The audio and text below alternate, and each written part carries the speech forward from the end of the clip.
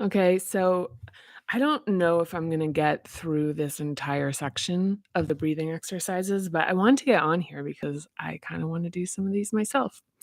So, so I have my clock right here, and we're just gonna do a little bit, and there might be a part 2 on this. So for some reason, I'm really kind of hot, and so I just put my hair into it's kind of a beehive look. Ridiculous. But, yeah, so, as I was, like, prepping for this, or not even preparing, just kinda setting up for this, one of the things I was thinking about, which isn't in the, I don't think it's in the book, we'll see. Actually, unless we'll just start reading and then see kind of what arises, but, I don't think the thing like, so okay. Mm, okay, we'll wait and see if it's in here. So, yeah, I'm not gonna spoiler. I'm just the all I do is spoiler.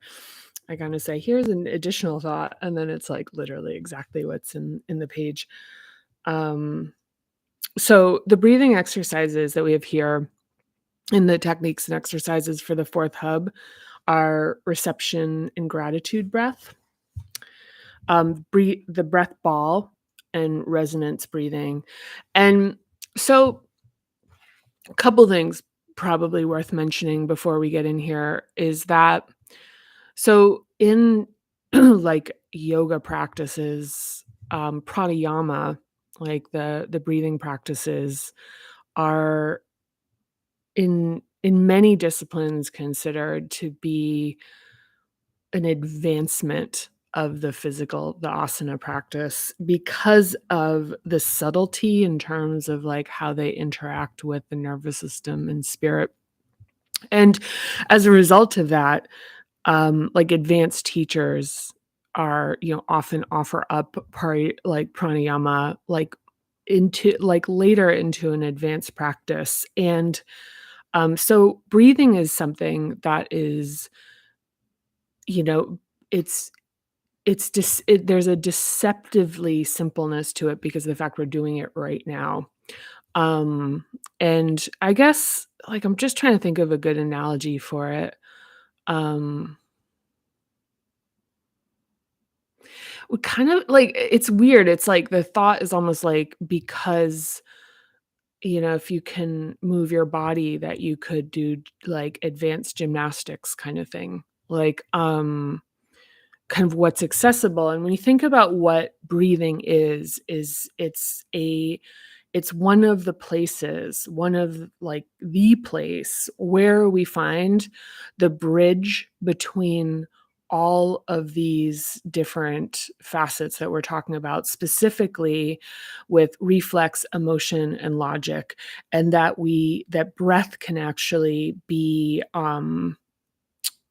like exists in all 3. So that for conscious reclamation, what we can actually be doing is using conscious thought to be reaching back, so-called into reflex. And, because the reflexive breathing is kind of what I'm doing right now as I'm talking and not thinking about it. But what breath can do for us in terms of balancing, um, our nervous system.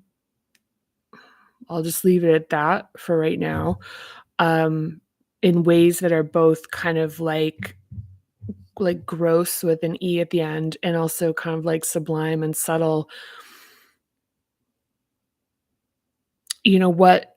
Like it's an important consideration. I think a lot of things that we read about here in this book in this practice are coming back to things that are part of our lives with consciousness in a way of being able to, like, reclaim it. So conscious reclamation of things that are everyday things that are actually bridges into some of the deepest aspects of our experience. And, yeah, and access to things. So, what is it? Okay, yeah, so here in this book, the breathing exercises if memory serves, as I'm about to read them. I'm looking forward to doing them. Um, if memory serves, these are really focused on specifically on the 4th hub, like, specifically on the work doing, like, a somatic, like, a body, a physically felt practice that is yoking all of these components, all this contemplation, together.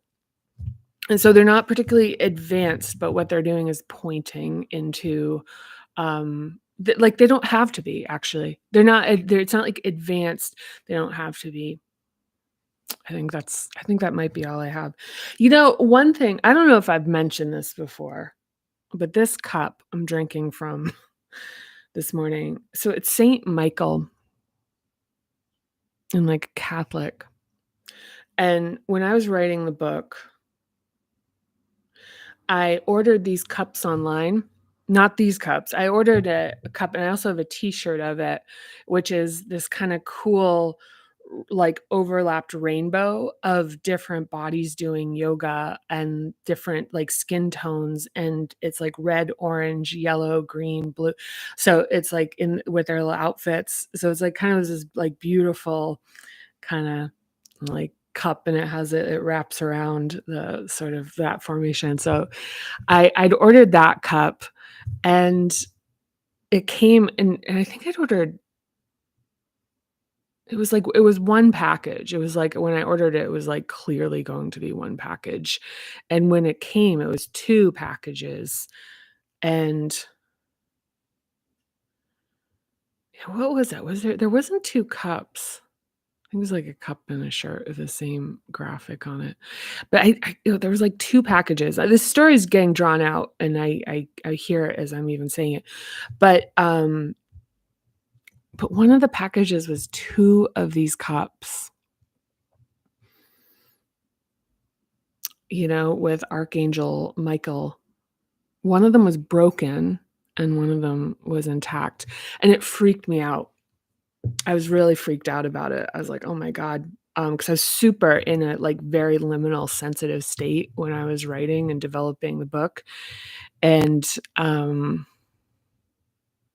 and when I looked it up, like or I just Googled Saint Michael, and then, like, a very, like, religious notion, like, a very, like, Catholic, like, slayers of all dissenters kinda shit, and I was like, "Oh," and I remember being really, like, freaked out about it, and then, come to find out, the notions, like, run deeper and are actually a lot more beautiful in terms of being, um, a destroyer of deception in a sense, in a very particular way that I have found, Parinama to be in my own life. So, I'd actually originally taken this cup and put it out in an area that's, like has, like, gardening stuff in it, or just, like, because I didn't want it, like, and I was like, "Oof," but then now it's here. I get it now. I get the message. I get the message. So, okay, I'm gonna do a little reading. Got a few minutes here, and then we'll probably do a part 2. So, yeah. Yes, okay, here we go. So, okay, breathing exercise, and this is page 181. Hold this up. Boop. Here we are. Here we are. Da da da. Okay, so breathing exercises. So it's probably gonna be like a kind of a more succinct version of what I just said. So breath is a tool for activating, relaxing, diagnosing, and gaining deeper access to all hubs. Mhm. As mentioned, an inhale activates the sympathetic nervous system, fight, freeze, or flight, and an exhale activates the parasympathetic nervous system, rest and restore. Different results occur by emphasizing the inhale or the exhale. For example, if you're feeling anxious, Exhales that are slow and gentle will release tension. Oppositely, when feeling tired, inhales are deep or rapid that are deep or rapid are energizing. So, one thing I wanna mention on this is that, when I was like, I researched a lot about breath, and there is, in part 1, I think it's even as in chapter 1, there's, some reference to this quality of breath, which is that an inhale is actually activating to our it's activating. An inhale and an exhale is like parasympathetic, is like the so in the section, I think, of the book that is like sympathetic, parasympathetic, um, I think there's an allusion to it, and it's funny because people reading the book, have asked me about breath, and and a point I thought was, like, abundantly clear in the book, which is that an inhale is activating and exhale is relaxing, which is an important note because when people say, "Take a deep breath," sometimes if somebody is actually already overactivated, prompting somebody to take a really deep breath can actually, if they're trying to calm down, can actually be moving the nervous system um, into the direction of actually more activation. So just a note on that. But the thing is about this is that's funny is that for me, because my experience of writing the book, and this is also a very TPM thing. My experience of writing the book is I had researched and read and contemplated breath so much, and it appears in 2 pretty disparate places in the book, about 180 pages apart, like like 2 paragraphs, 2 short paragraphs about that I was like, "Huh, like, that didn't come across," and now I read it, I'm like, "Yeah, of course it didn't come across." There's no like, it's just a really funny thing to me because it's been a like, it shows up every now and then how, like, the process of developing this is how much time would go into very small parts of the book. I mean, there's, like, so much went into every little nook and cranny of this book, and there are just some sections that were extraordinary amounts of time and effort and research and editing and tuning, and there's stuff that's not even that, and also it's like what made the cut, and it is funny because sometimes I think about as we've been reading this is about like, okay, like how do you turn this into a practice that we like really all do together? And one of the things is that, it's kind of like, is there an aspect of this where there's, like, more of a leaning into certain parts of it, but actually, just as I said that, I mean, I instantly realized, like, what the thing is I think one of the like, the directionals of this book, and I this isn't new, I actually had considered this while I was writing it, is that this isn't like, the book isn't like, "Here's the final word on the matter." It's kind of like if you use this book in the TPM style, which, we kind of get more into in chapter 12, kind of, I'll speak to it here, is that we're actually starting to become more attuned, like, we're trusting ourselves, and we're becoming more attuned with the things that have kind of resonance with us, that speak to us. Like you see the cover of a book or somebody mentions something and it's interesting. It's not what you should be watching or you should be consuming or looking to. It's like they're really different things. And and to that point, like that this book would potentially be something that where you go, that's something that really interests me, like, that would naturally arise in your own practice, maybe, like and that you kinda take a detour into doing your own work, your own research into it, and certainly, you can reach out to me and say, "This is one of the things that's interesting to me," and I'll tell you the books.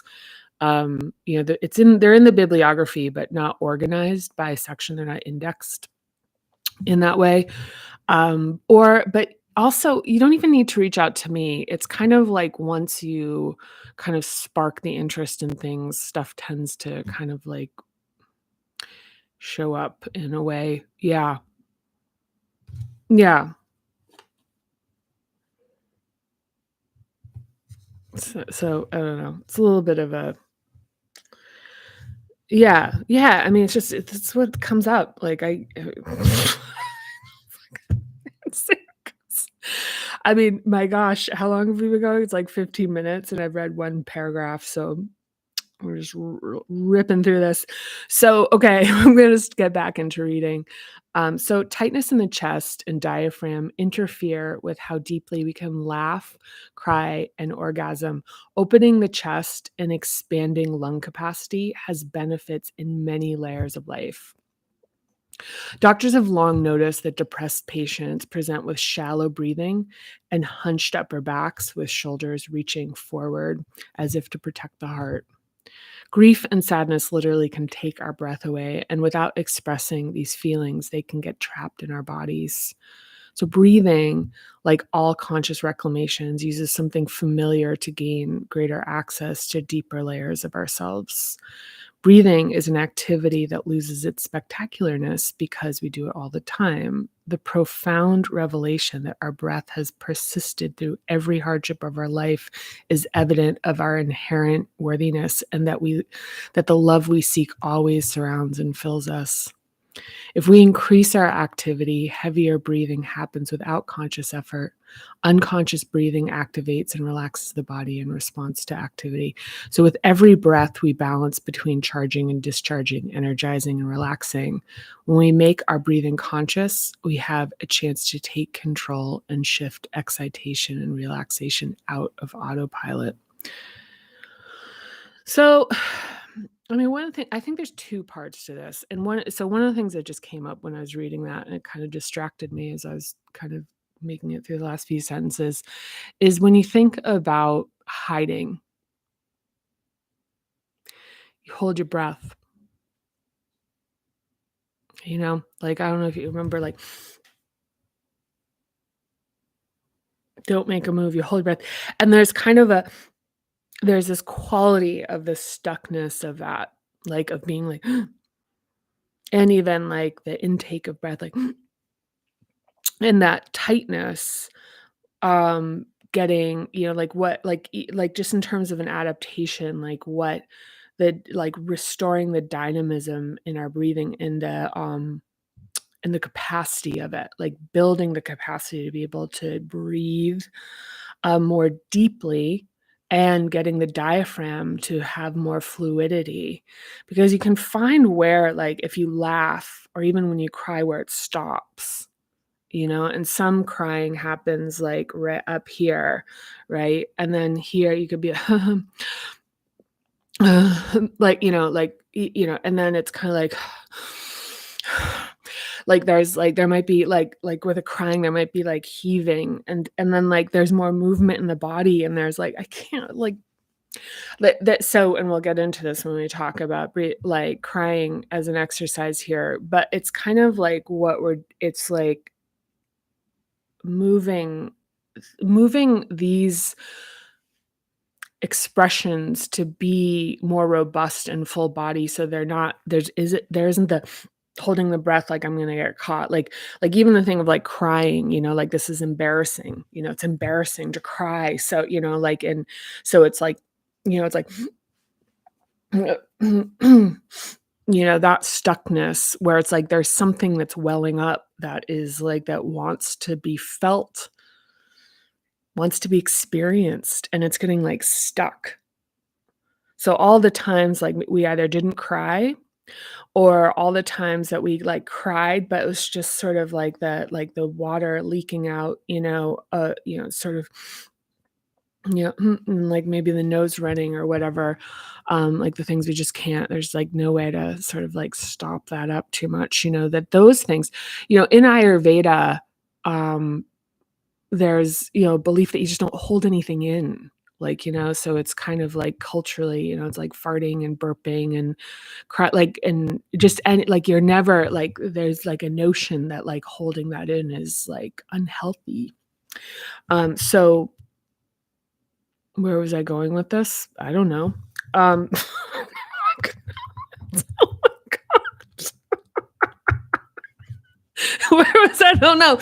But the one thing I will tell you is that by like there literally like when we're talking about how do we access more joy, there's kind of naturally arising joy, like spontaneously arising joy, and that is like if our if we have rigidity in our like our musculature, in our expression, in our especially in our diaphragm, it like kinda it and the thing is, like, you just laugh, like, the laughter will just you kind of find and you see this in children, like, children have this natural, like or not all, but, like, many children have the thing where they're just kinda, like, giggle, giggle, giggle, and, just kind of, like, there's a lot of, like, natural and the naturally arising feeling, and, then they get socialized into, like, cry or, like, blah, blah, blah, and so what we're trying to do is in this is we're actually trying to, like, reclaim some of that, like,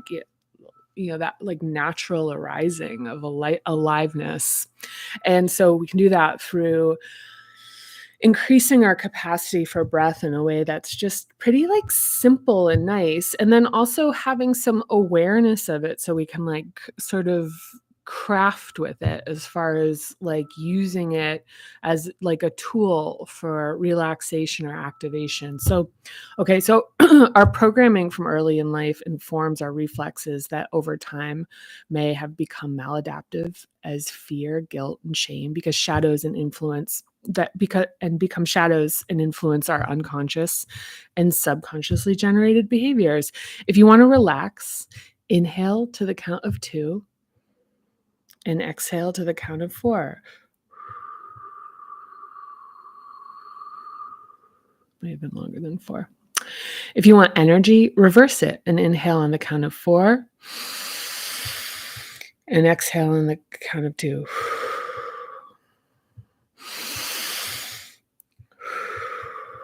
So, to enhance relaxation with soothing, lightly pat your heart area with the pads of your fingers, and then gently rub your heart area with the open palm in circles, both clockwise and counterclockwise, to enhance excitation. Tap your solar plexus found at the top of your abdomen, just beneath your rib cage with the tops of your fingers. As a yoga student in India, as a yoga student in India, I tolerated the pranayama breathing classes, secretly watching the clock, waiting for the gymnastics like asana yoga classes that build physical strength and flexibility. At the time, the value of meditation, scripture study, and breath work helped me justify my excessive high intensity physical training and spiritual. As an inflated third hub, I'd wanted to exercise constantly, but needed to imagine it as superior and more special than simple exercise. I sustained many, many, many repetitive stress injuries before I even considered softening my practices. Like many people, the natural balance of softening came to me even when I would not go to it. Yeah, that's a fact. Yeah. Isn't that great? Isn't that great? That's really cute. That's funny. It's funny that's in there. I don't do a lot about like, there's not a lot of, like, personal anecdote, but that one is I don't know why I find that kind of silly. Alright, so there is gonna be a part 2 on this because I have to run to go get a lunch, but, um, so next is gonna be reception and gratitude breath. If you wanna read ahead, it's page 181, and then breath ball. These are really nice. I'm looking forward to doing them, and then after that, we're doing crying.